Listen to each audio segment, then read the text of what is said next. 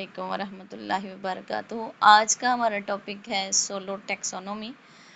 Solo taxonomy सबसे पहले इसके नाम को जो है वो डिफाइन करते हैं कि सोलो मीन्स या सोलो स्टैंड्स फॉर। तो solo stands for structure of the observed learning outcomes. S से स्ट्रक्चर, ओ से ऑब्जर्व्ड, एल से लर्निंग और ओ से फिर आउटकम्स। और टैक्सोनॉमी का यहाँ मतलब क्लासिफिकेशन या उर्दू में दर्जा बंदी। तो सोलो टैक्सोनॉमी यानी कि structure of the observed learning outcomes, ये इसका सोलो की एब्रीवेशन की जो है ना उसका मतलब ये है। तो ये कभी कभार नाम पे भी क्वेश्चन आ जाता है कि सोलो स्टैंड्स फॉर, तो ये आपको पता होना चाहिए।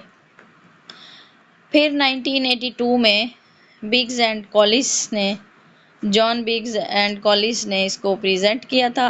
ऑस्ट्रेलिया के एजुकेशनिस्ट थे और 1982 में इन्होंने इसको प्रेजेंट किया और ये टैक्सोनॉमी ब्लूम्स टैक्सोनॉमी के मुकाबले में आई थी। तो इसको न्यू पियाजियन थ्योरी भी कहते हैं। पियाजियन थ्योरी भी एक एजुकेशन की थ्योरी है, तो सोलो टैक्सोनॉमी को न्यू पियाजियन थ्योरी कहा जाता है।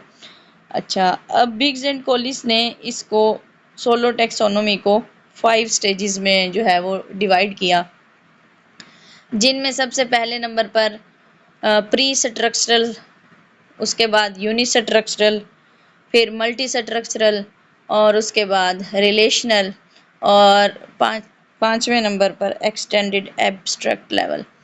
अच्छा, अब इसमें सोलो टैक्सोनॉमी के अंदर ये देखना होता है कि बच्चे ने जो कुछ देखा, सीखा या जो उसने पढ़ा या जो उसको पढ़ाया गया, तो उस सारे स्ट्रक्चर में वो कहाँ पर फॉल कर रहा है, खड़ा कहाँ है, उसने कितना कुछ सीख लिया है। ठीक है, तो और मज़ीद उसे क्या सीखने की ज़रूरत है, या वो जो भी SLOs उसके लिए सेट किए गए थे, क्या वो उसे उनको पूरी तरह सीख चुका है या नहीं। तो सोलो टैक्सोनॉमी में ये देखा जाता है। तो सोलो टैक्सोनॉमी में जैसे कि सबसे पहले जो है प्री स्ट्रक्चरल लेवल।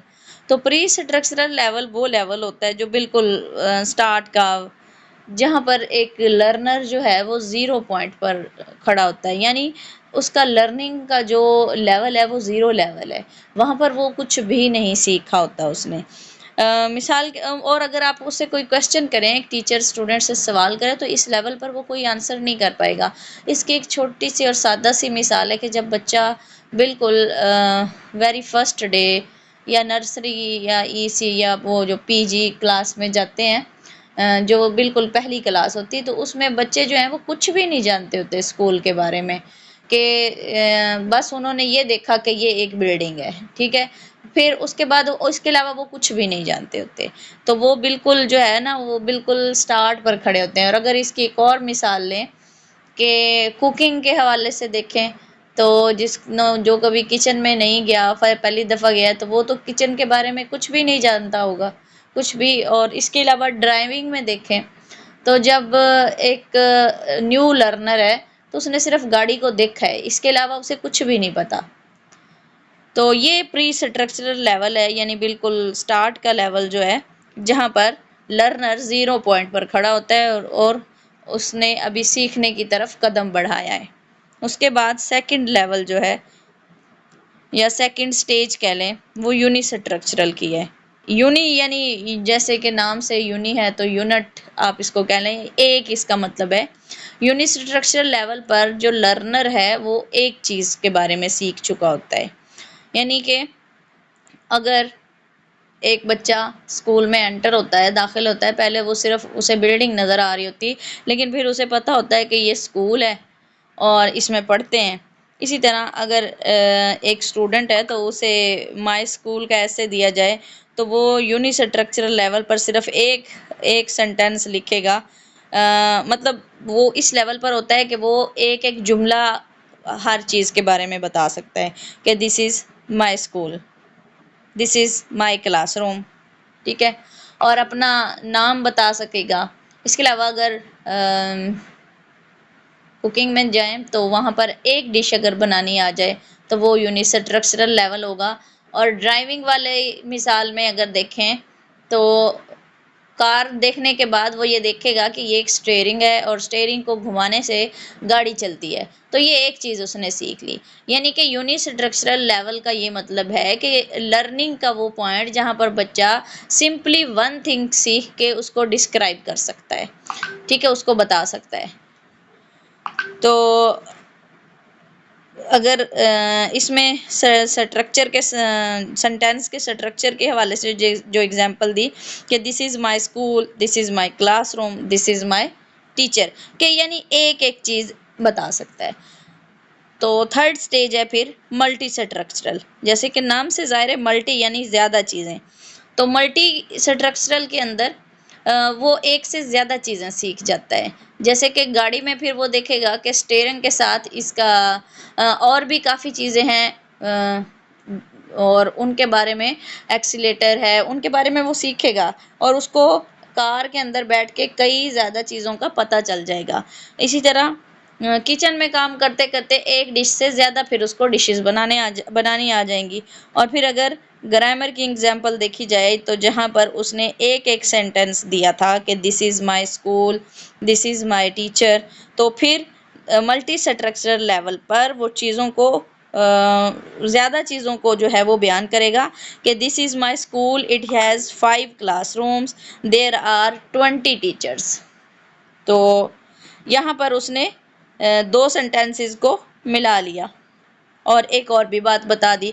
यानी कि मल्टी स्ट्रक्चरल का बेसिकली इसका मतलब ये है कि एक से ज़्यादा चीज़ें जब वो सीख जाता है किसी भी चीज़ के बारे में, तो जैसे कि एक बच्चा नया आया स्कूल में तो पहले उसे सिर्फ ये था कि ये बिल्डिंग है, फिर उसने सीखा कि यहाँ पढ़ने के लिए आया जाता है, स्टूडेंट्स होते हैं, टीचर्स होते हैं।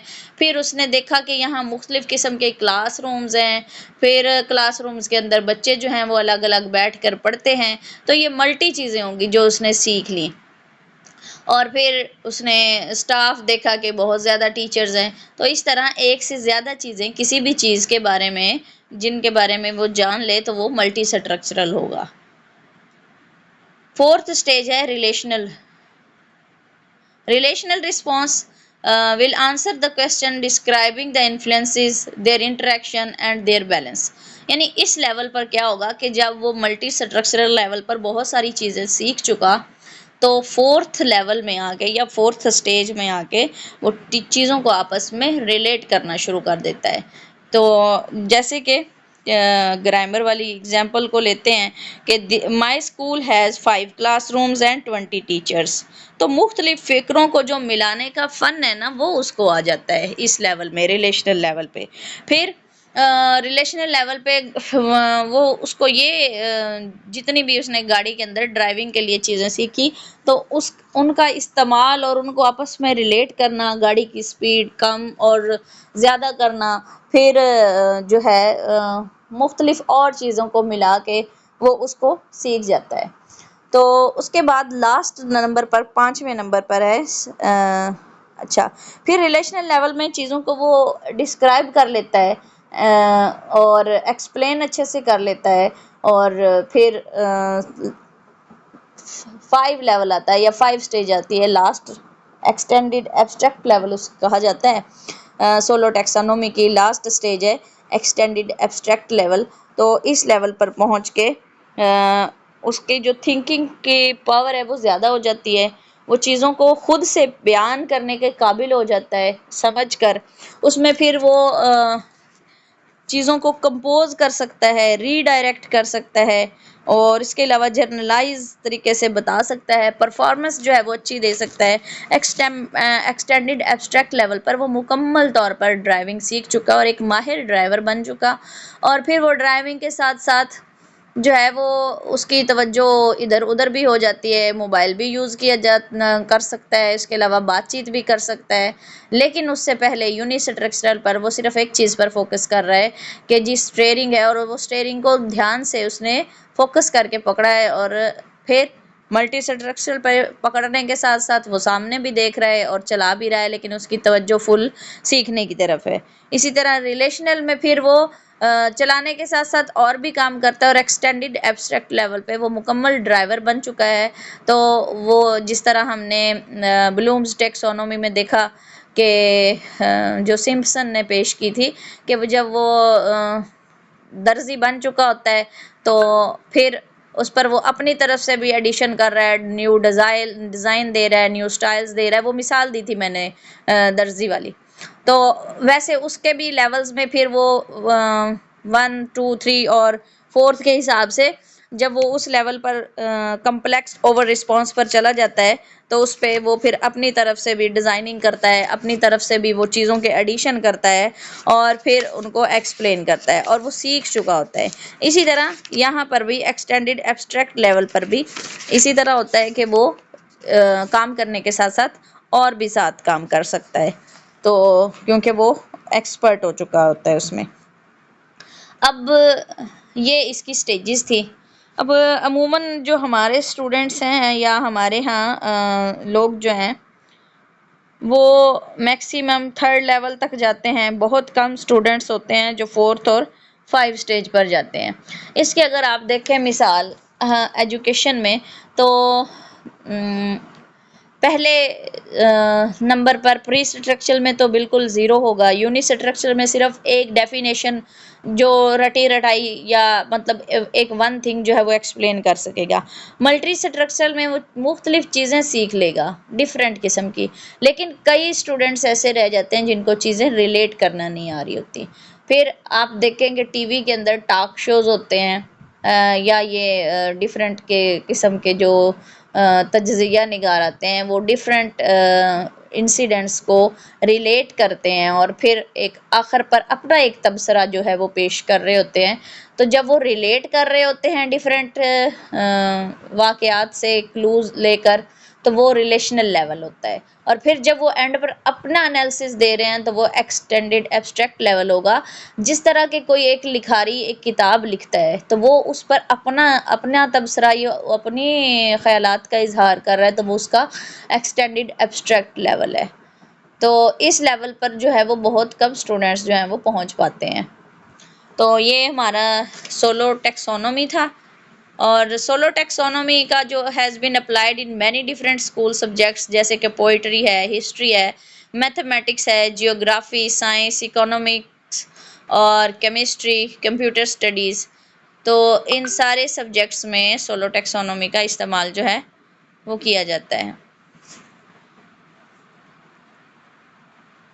और जी बिल्कुल, ये आज का मुख्तसर सा टॉपिक था सोलो टेक्सोनोमी के हवाले से। आपने इसका जो एब्रीवेशन है उसको फोकस करना है। इसके अलावा इसके जो स्टेजेस हैं उनके नाम, उनका सीक्वेंस, और उसके अलावा जैसे कि एग्जांपल्स के साथ मैंने आपको समझाया। इसी तरह अगर कोई भी क्वेश्चन आए तो वो जिस भी लेवल में फॉल कर रहा हो, आपको वो पता होना चाहिए कि ये इसका जो है वो किस कैटेगरी